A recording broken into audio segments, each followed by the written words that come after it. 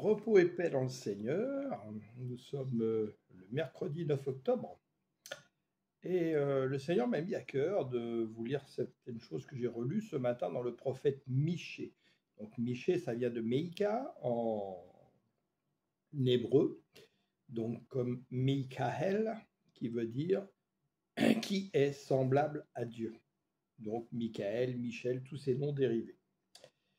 Et il y a des choses très intéressantes dans Michée que j'avais soulignées à l'époque et que j'ai pu reméditer ce matin.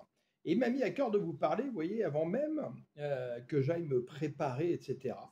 C'est-à-dire que qu'on ne soit pas sans arrêt dans l'apparence, vous savez, comme sur Facebook, où les gens se montrent à côté d'un gros 4x4, d'une piscine bien apprêtée. Certains maintenant, même avec l'intelligence artificielle, améliorent leur visage, etc. C'est tout le contraire de ce que Dieu veut faire et de ce qu'il a témoigné en Jésus, le Nazaréen, qui est venu dans une simple apparence, et ce pourquoi beaucoup n'en ont pas reçu. Donc je voudrais juste vous lire 2-3 petites choses, et c'est tout ce qu'on a pu rappeler depuis 15 jours sur la chaîne. Si vous n'avez pas pu écouter, allez fouiller, creuser, revenez en arrière, hein, vous allez sur la page d'accueil de la chaîne, vous avez des playlists qui sont proposées, vous tapez dans playlist, et vous avez la playlist enseignement pour croître, par exemple, où vous verrez tout ce qui a été dit. Et vous avez aussi les shorts où vous pouvez aller voir ce qui a été dit. Le Seigneur m'a vraiment mis à cœur, et je sais que je ne suis pas le seul, parce que je discute avec d'autres frères et sœurs à travers le monde qui servent le Seigneur, de venir nous faire comprendre en ce moment, visiblement, quelque chose qui n'a pas été compris.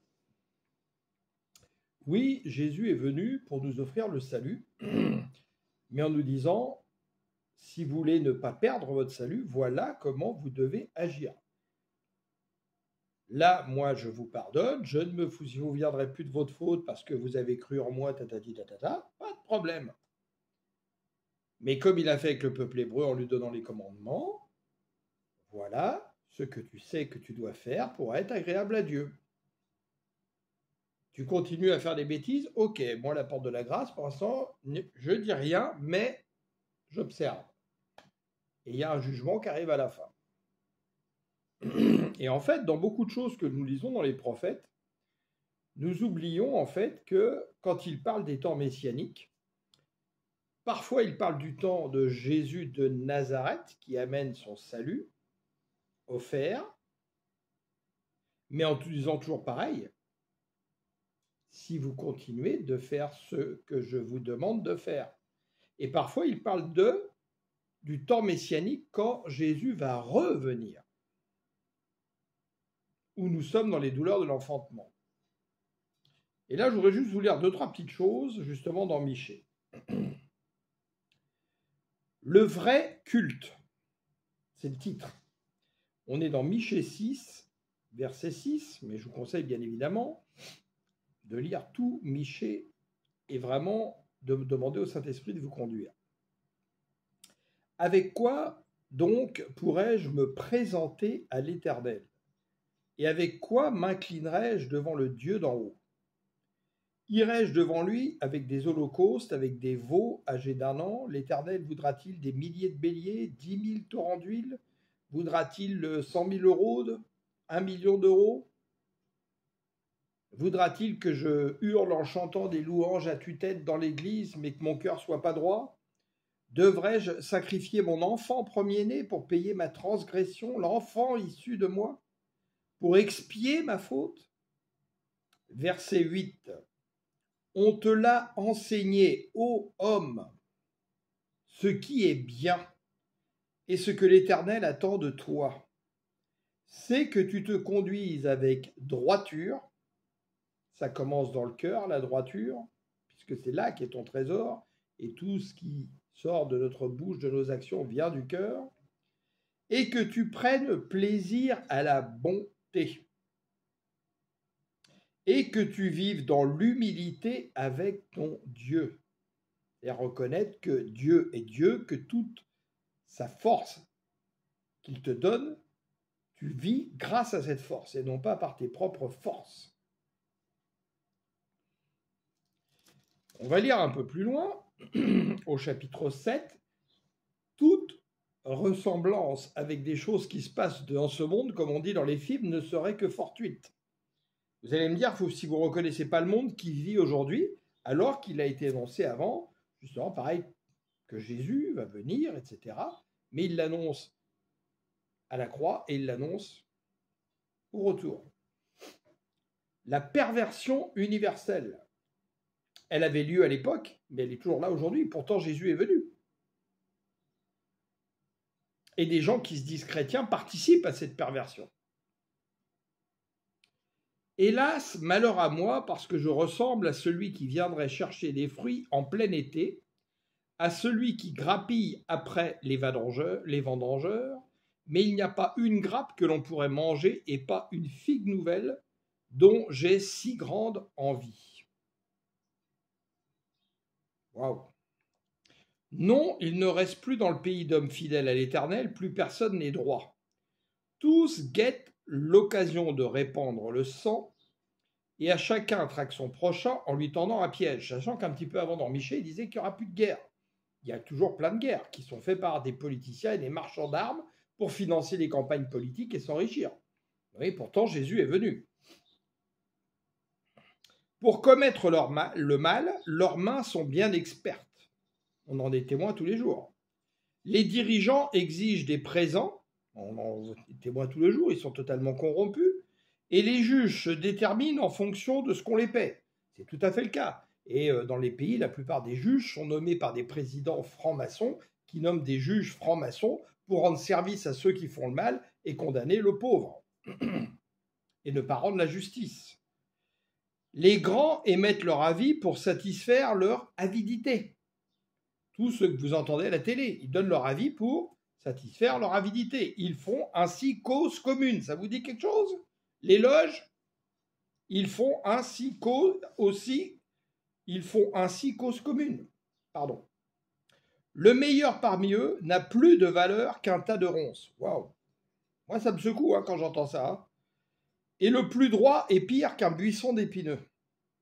Le voici qui arrive, le jour annoncé par tes sentinelles. C'est quoi des sentinelles? C'est des vrais prophètes, pas des prophètes de mensonges qui disent tout va bien, c'est la paix, vous avez été baptisés, vous êtes venus à Jésus, pas de problème, allez-y, continuez à dévorer le monde, vous faire bouffer par le monde, il n'y a pas de problème, t'es sauvé. Ça, c'est les prophètes de mensonges comme il y avait à l'époque.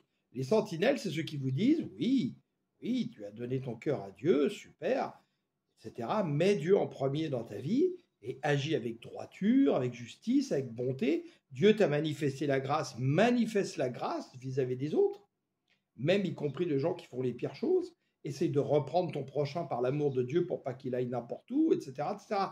Ça, c'est les vrais sentinelles. Le jour où l'Éternel va intervenir contre toi, alors ils seront consternés. Ne vous fiez donc plus à votre compagnon. Vous avez retrouvé les paroles de Jésus. N'ayez pas confiance en votre ami, oui, même devant celle qui dort entre tes bras.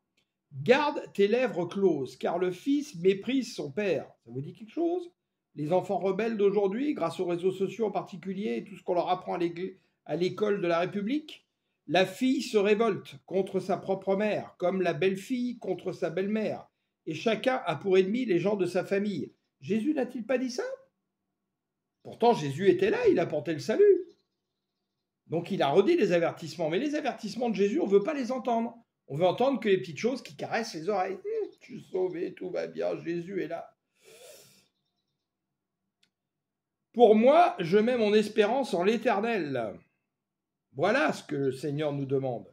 Je m'attends au Dieu qui me sauve et mon Dieu m'étendra. C'est la fin de ce que dit également Habakkuk.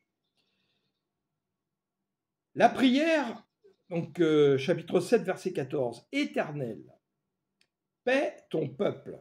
Donc paître, du verbe paître, comme un berger. Sous ta houlette, ça vous dit quelque chose, le psaume 23. C'est le troupeau qui t'appartient. Il habite à l'écart. À l'écart.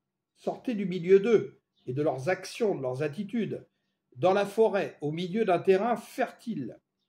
Qu'ils puissent paître dans les prés de Basan et du mont Galade, comme au jour d'autrefois. Comme au temps de Jadis où tu sortis d'Égypte. Et pourtant, il est sorti d'Égypte, et qu'est-ce qui s'est passé? Nous, on est sortis de notre Égypte. La Pâque de Jésus, il a ouvert le passage et rouvert l'accès vers l'arbre de vie qui est la promesse. Donc quand Jésus va revenir, que nous allons monter avec lui, avoir notre récompense. Mais entre-temps, Dieu nous laisse toujours le libre choix, soit de lui obéir, soit de continuer à faire n'importe quoi. Je te ferai voir des prodiges. Les autres peuples le verront et seront dans la confusion malgré tout leur pouvoir. Ils demeureront bouche close et ils seront abasourdis. Ils devront lécher la poussière tout comme le serpent et comme les reptiles. Ils sortiront tremblants de leur retranchement et se présenteront devant l'Éternel notre Dieu. Tous terrifiés, ils te craindront. Seigneur, ils te craindront. Quel est le Dieu semblable à toi qui efface les fautes et qui pardonne les péchés du reste de ton peuple qui t'appartient? Est-ce qu'on appartient vraiment à Jésus? On appartient vraiment à Jésus si notre cœur appartient vraiment à Jésus. Toi, tu n'entretiens pas ta colère à jamais, mais tu prends ton plaisir à faire grâce. Oui, de nouveau, tu auras compassion de nous, tu piétineras nos péchés, et au fond de la mer, tu jetteras toutes nos fautes.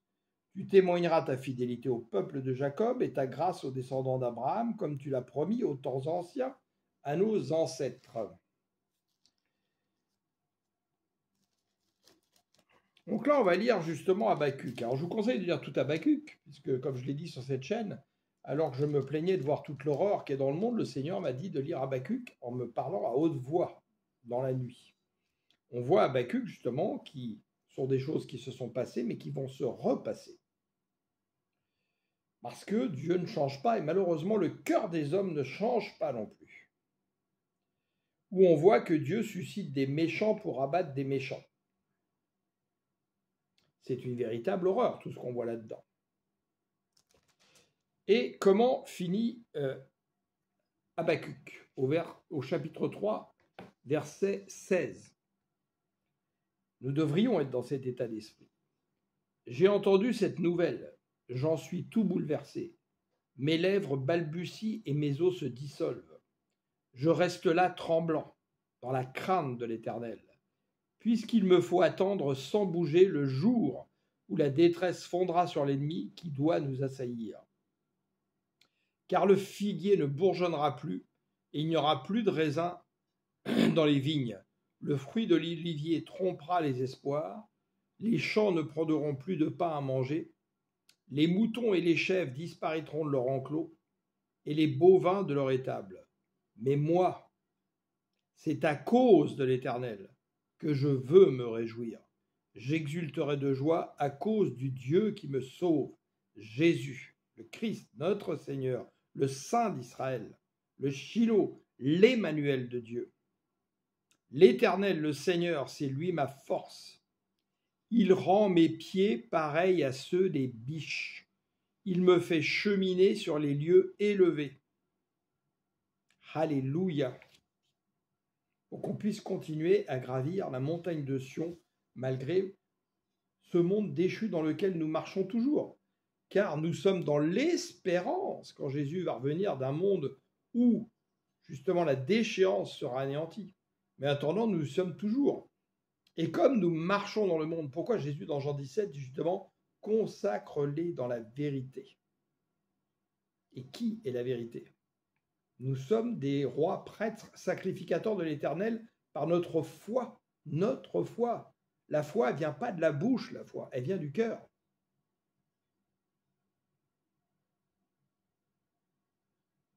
Donc veillons vraiment à notre consécration. Et ça peut nous arriver de faire des choses que nous ne devrions pas faire, parce que nous sommes humains, nous sommes faibles. Mais n'oublions pas de demander pardon au Seigneur pour cela, et de lui demander de nous aider justement à rester dans une sainteté et de mettre en priorité vraiment le Seigneur dans notre cœur, dans nos actions vis-à-vis des autres. C'est-à-dire aimer notre prochain, pas que dans les églises, parce qu'on a des prochains qui sont dans le monde et qu'on doit amener à Dieu par la parole de notre témoignage. Ils ont vaincu par la parole de leur témoignage. Apocalypse. Alléluia. Alors on n'est pas là pour vous faire déprimer, non, on est là pour être des sentinelles et pour vous dire, faites attention. Mettez vos priorités là où elles doivent être mises, les choses d'en haut, la justice et la droiture du royaume, premièrement. Et là, vous verrez que le Seigneur vous donnera tout ce dont vous avez besoin sur cette terre. Mais cherchez pas d'abord ça. C'est vraiment important de le comprendre. Et je rends grâce au Seigneur, vraiment depuis 3 semaines maintenant, de me montrer des choses que j'avais commencé à voir, mais qui n'étaient pas aussi flagrantes. Et j'espère à travers la parole qu'il me demande de vous dire, vous pouvez vraiment voir ces choses aujourd'hui et les enseigner également autour de vous. C'est pas parce que vous n'êtes pas dans une assemblée sur une estrade ou avec un micro, vous êtes aussi quelqu'un qui doit enseigner les autres autour de vous.